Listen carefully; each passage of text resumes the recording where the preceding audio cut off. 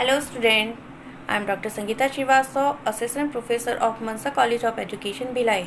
आज जो मैं आपको बताने वाली हूँ वह है नाटक का इतिहास, history of drama. History of drama को यदि हमने शिक्षा में लिया है तो शिक्षा चाहे वो स्कूल स्तर की हो, कॉलेज स्तर की हो, विश्वविद्यालय स्तर की हो, नाटक ने शिक्षा एवं शिक्षार्थियों के विकास में महत्वपूर्ण भूमिका अदा की है। इस विधा के द्वारा विद्यार्थियों के मानसिक विकास में भी वृद्धि हुई है, जिससे वह स्वयं को एवं दूसरे को समझने में सक्षम हुआ है। कैथलीन गैलीगर का कथन है कि नाट्य शिक्षा का वैसे तो कोई शैक्षिक मॉडल नहीं है, लेकिन नाटक के द्वारा शिक्षा देने से विद्यार्थियों के व्यक्तिगत अनुभवों में वृद्धि होती है और विद्यार्थी स्वयं को एक अभिनेता के रूप में समझकर अपनी व्यक्तिगत सोच को संसार के सामने रखने में सक्षम होता है और इस विधा के द्वारा वह अपने आप को संसार में किस प्रकार प्रस्तुत करना चाहता है और अपने पारस्परिक संबंधों को कैसा रखना चाहता है, इसके माध्यम से वह सीख पाता है। शिक्षा में नाट्य विद्या का उपयोग सर्वप्रथम 1960 में कुछ विद्वानों के द्वारा किया गया और उन्होंने ध्यान आकर्षित किया। इसमें मोनिका प्रेगास्ट और जूलियाना सेक्सटन, इन्होंने सर्वप्रथम नाट्य विधा का उपयोग शिक्षा के में किया। नाटक का इतिहास। नाटक का इतिहास यदि हम देखें तो नाटक को जो है, इसका इतिहास जो है हम 3 भागों में देखेंगे। एक संस्कृत नाटक पहला, जहाँ से नाटक की शुरुआत मानी जाती है। दूसरा है मध्यकाल में, जहाँ पर मुस्लिम शासक थे। और तीसरा हमारा स्वतंत्रता के बाद आधुनिक काल में। यदि हम देखें तो कहा जाता है कि भारतवर्ष में संस्कृत नाटकों की समृद्ध परंपरा प्रारंभ हुई। उसका प्रारंभ भगवान शिव द्वारा भगवान विष्णु की प्रार्थना में नाटक प्रस्तुत से हुआ। पहली शताब्दी से 10वीं शताब्दी तक का जो समय है, यह भारत में अपेक्षाकृत शांति का समय रहा। इस काल में सर्वाधिक नाटकों की रचना हुई। 10वीं शताब्दी के उत्तरार्ध एवं 11वीं शताब्दी में इस्लामिक कारणों के कारण नाटकों को प्रोत्साहन नहीं मिला, बल्कि ये कहा जाए कि इस विधा को लगभग समाप्त होने को आई, ये अतिशयोक्ति नहीं होगी। कालांतर में ग्रामीणों में नाट्य विद्या पुनः जीवित होना। 19वीं शताब्दी के मध्य क्षेत्रीय भाषाओं में काफ़ी संख्या में नाटक लिखे गए। इस शताब्दी के मध्य आधुनिक नाटकों का रूप ब्रिटिश शताब्दी के मध्य तक माना गया है, स्थापित हुआ है। अब हम देखते हैं संस्कृत नाटक। 1500 से 1000 ईसा पूर्व तक का काल नाटकों का होता है। हाँ, संवादों के रूप में कुछ कृतियाँ अवश्य प्राप्त हुई हैं, किंतु यहाँ उन्हें नाटकों के बीज के रूप में अवश्य माना जा सकता है। वैसे नाटकों का प्रारंभ पतंजलि के महाभाष्य को भी माना गया है। 140 ईसा पूर्व रचित यह कृति भारतवर्ष में नाट्य विद्या का प्रारंभ मानी जाती है।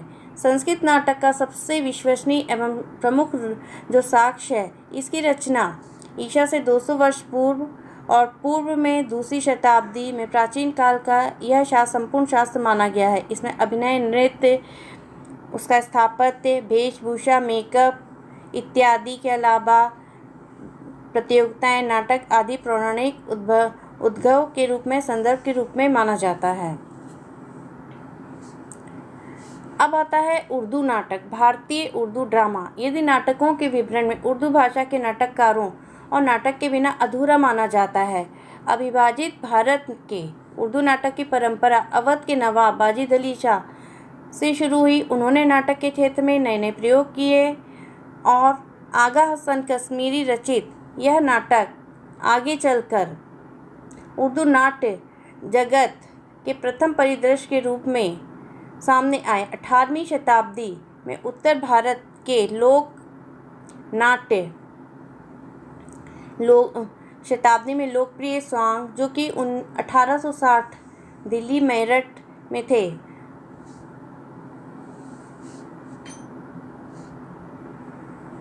1960 में मेरठ, दिल्ली, बनारस में लोकप्रिय हुआ।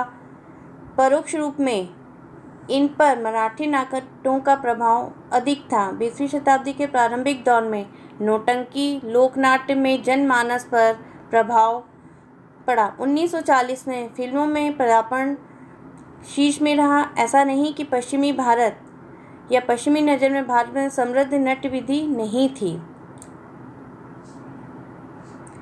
सन 1789 में सर विलियम जोन्स ने, भारत के शेक्सपियर कहे जाते थे, उन्होंने अभिज्ञान शकुंतलम का अनुवाद किया था। इसके बाद अनुवाद की एक लंबी परंपरा ही चलने लगी।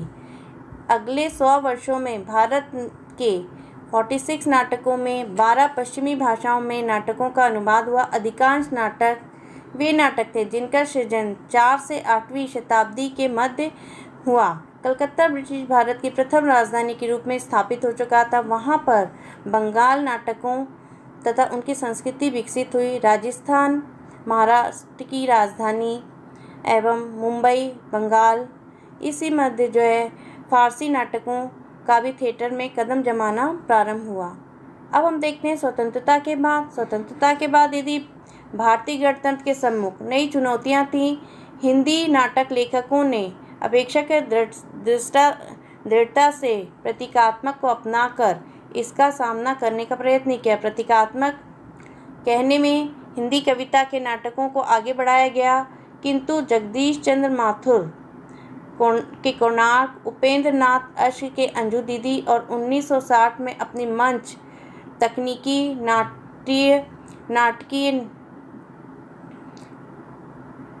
नाटकीय नवनिर्मित चतुर्मार्ग इस दृष्टि से चर्चित रहे हैं। सामाजिक समस्याओं पर प्रतीकात्मक तरीके से चोट करता रहा है। 20वीं शताब्दी का प्रथम प्रभावशाली नाटक निसंदेह धर्मवीर भारती का अंधा युग सन 1953 में हुआ। वर्तमान काल में शांति की आवश्यकता पर केंद्रित आगे का ऐतिहासिक पृष्ठभूमि पर उत्तर प्रियदर्शनी मोहन राकेश का आधुनिक परिवेश एक दिन, जो कि कालिदास के जीवन पर आधारित था, आधे अधूरे लहरें हंस, इस दिशा में उल्लेखनीय कृति सिद्ध हुई। मोहन राकेश ने आधुनिक नाटकों को जो भूमि में आधुनिक नाटक लेखन की पृष्ठभूमि के रूप में स्वीकार किया। विजय तेंदुलकर ने इसे मराठी में बदलकर, सरकार ने बंगाली में, गिरीश कर्नाड ने इसे कन्नड़ में अपनाया। मोहन राकेश के सभी नाटक आज न केवल आधुनिक क्लासिक श्रेणी में आते हैं, वरन उनका सभी थिएटर में मंचन हो चुका है।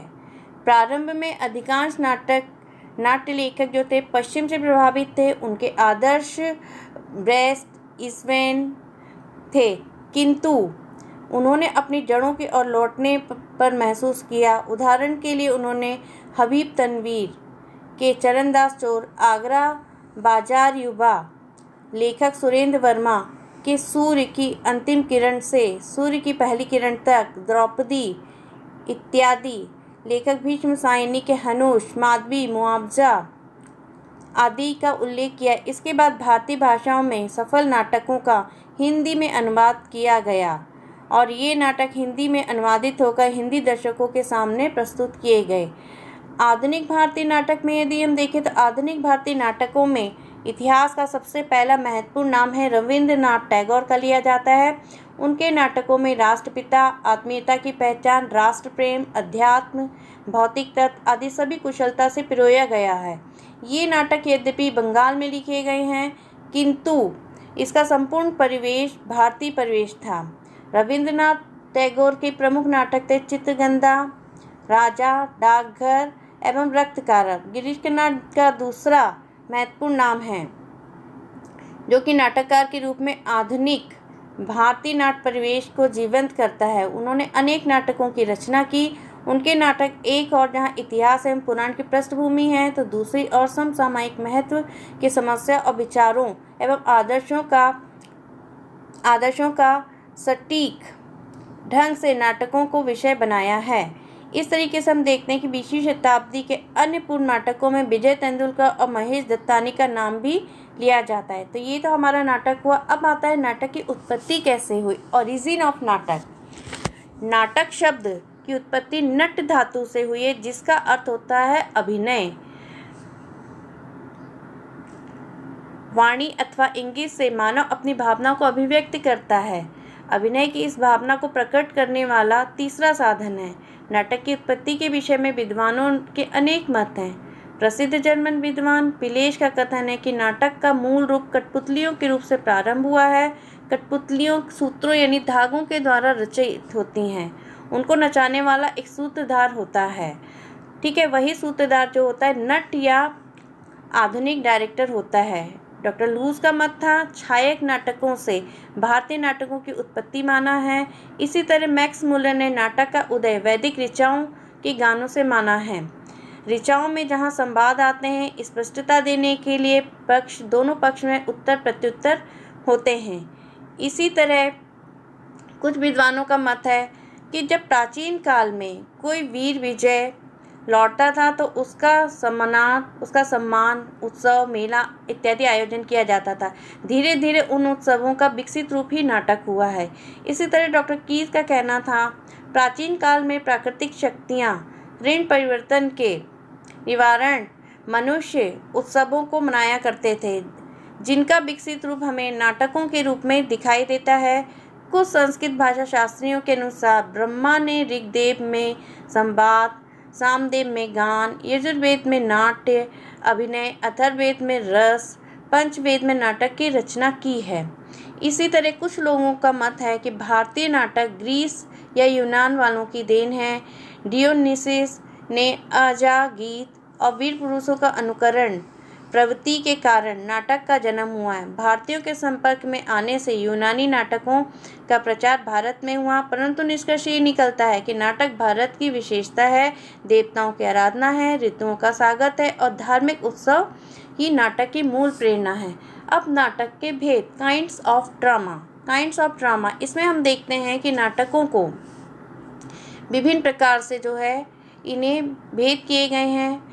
ये जो नाटक हैं इनके भेद जो है नाटक का प्रकरण, समकार, प्रहसन, भांड, विधि, अंक, तोटक, नाटिका, सदक, शिल्प, विलासिका, दुर्गमल्लिका, प्रस्थान, गणिका।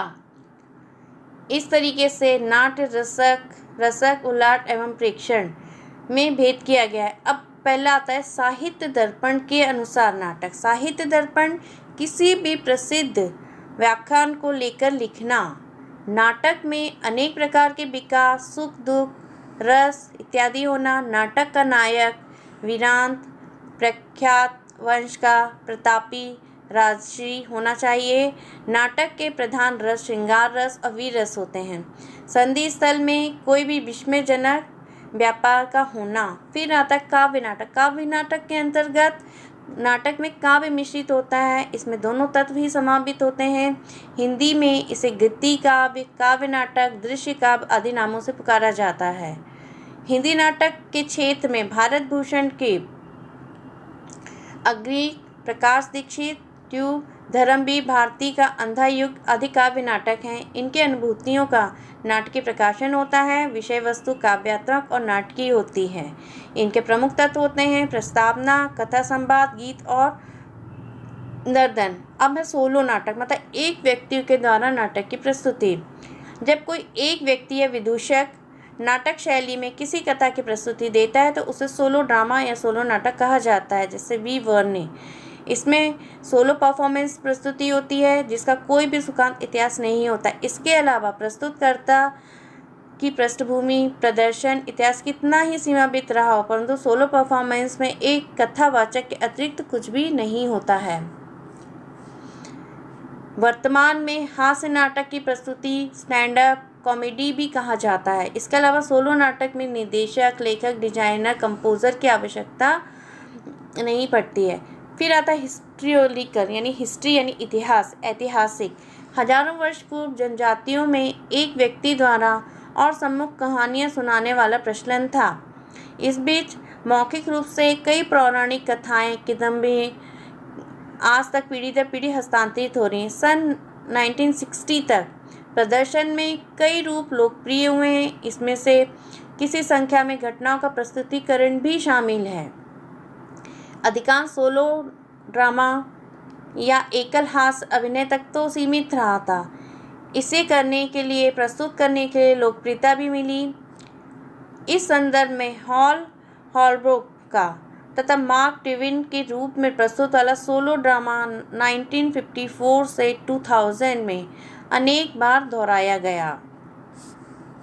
अब आता है नाटक में की कड़ी में हम चलते हैं स्ट्रीट प्ले यानी नुक्कड़ नाटक। ये एक परंपरागत रंगमंची नाटकों से भिन्न विधा होती है। यह सामाजिक समस्याओं या तात्कालिक मुद्दों या राजनीतिक परिस्थितियों से संबंधित विषयों के द्वारा उठाया जाता है।